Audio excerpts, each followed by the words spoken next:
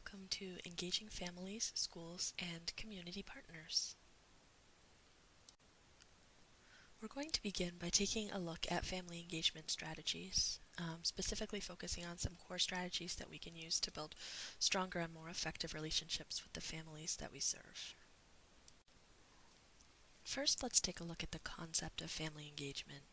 Family engagement is whatever efforts programs make to reach out to and connect with parents, families, and even communities in your programs to incorporate them into the programs that are offered directly to the children.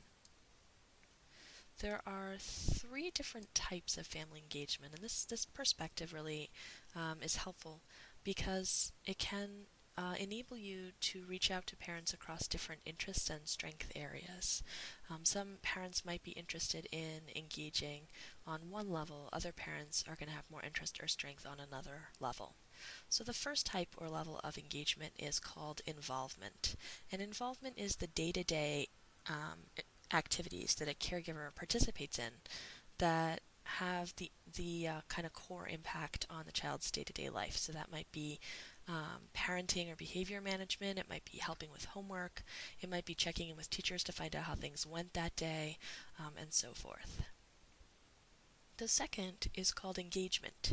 And engagement is how a caregiver works with other adults in the child's life in order to both strengthen those programs and also sort of forge a stronger relationship and a deeper understanding of what's happening in those different environments. So that might include attending or participating in parent-teacher meetings, helping to plan or implement potluck dinners or evening events at programs, going to parenting workshops, volunteering in the program, even donating. Those are all engagement. And then the third area is called leadership. So leadership has to do with having more of a voice in how the program is implemented. These are activities that a caregiver participates in or even leads with programs that shape the programs. So examples might be organizing a workshop for parents, or organizing a family literacy night, or bringing in a guest speaker to talk to the kids about a particular topic. It also might be something like helping to make decisions about what themes are being used if you have a thematic curriculum, or helping to decide what books are being read, or so on. So the reason that this framework is helpful is because as you think about engaging the families that you work with, most people think mostly on that involvement level, that day-to-day interactive level. Some people think somewhat about engagement, inviting parents in to volunteer, but there are parents that are not going to become connected to the program unless they're offered some of these different pathways, like the leadership pathway and the engagement pathway, are just as important as the involvement pathway. So take a look and see what areas of your program you could let parents access across each of these three different layers.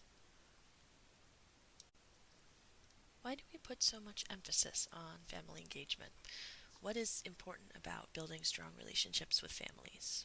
Well, there are a lot of different answers to this question, and I'm sure some of them are already popping into your head. But a few that kind of floated to the surface when we, BOSTnet did a research project with Harvard Family Research was that families where family engagement is stronger, where the family is more connected to the program, are more likely to be active in other areas of their child's education.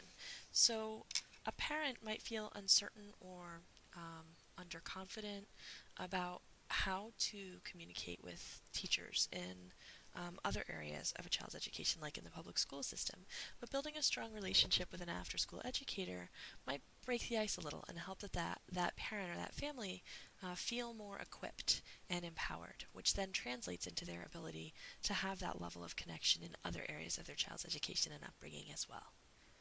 Another reason is because, and this is a really cool one, I like this one a lot, when parents are more fully engaged in their child's after-school or early childhood programs, they experience less conflict and have a higher degree of trust with one another. So that level of engagement or connection strengthens the parent-child relationship. It makes that bond stronger, and in turn causes that relationship to work better. And a third reason that family engagement is so important is because it leads directly to improved outcomes for the program. That includes both family outcomes like happy family members or family members that report higher quality services or a higher degree of satisfaction. Also, child outcomes. Kids actually perform better on testing when they have a better relationship between their family members and the programs that they're in. Service quality increases, enrollment tends to go up, and overall, everything gets much stronger. So, if family engagement is so awesome, the question becomes why isn't the relationship between every program and all of the families super, super strong and robust? Well, there are a number of challenges and barriers that programs experience in trying to build strong relationships with families. The first one, and often the biggest one, is a lack of time. And that might be a lack of time that the program staff or educators are experiencing, and it also might be a lack of time on the family side. When it's both, that's even worse. It's even harder to overcome. Don't worry, by the way, because we'll look at ways to overcome these barriers later on in the training. So, lack of time is a big challenge.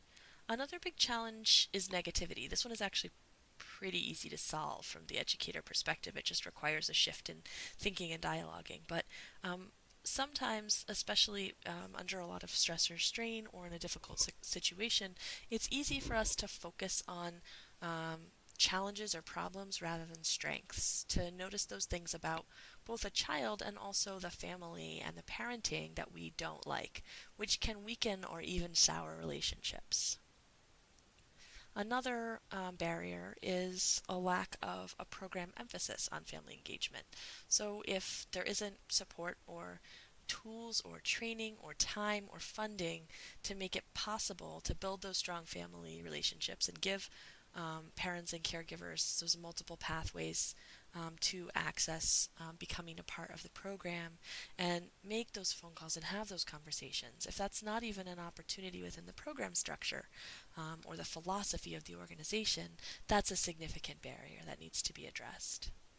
Another barrier area is families being unaware of the importance of connecting to the programs that their children are in and being involved. And certainly that's something that can be overcome through communication and education, but sometimes that is an initial barrier that we may not even realize or think of. And another is language barriers or even just personalities sometimes don't mesh.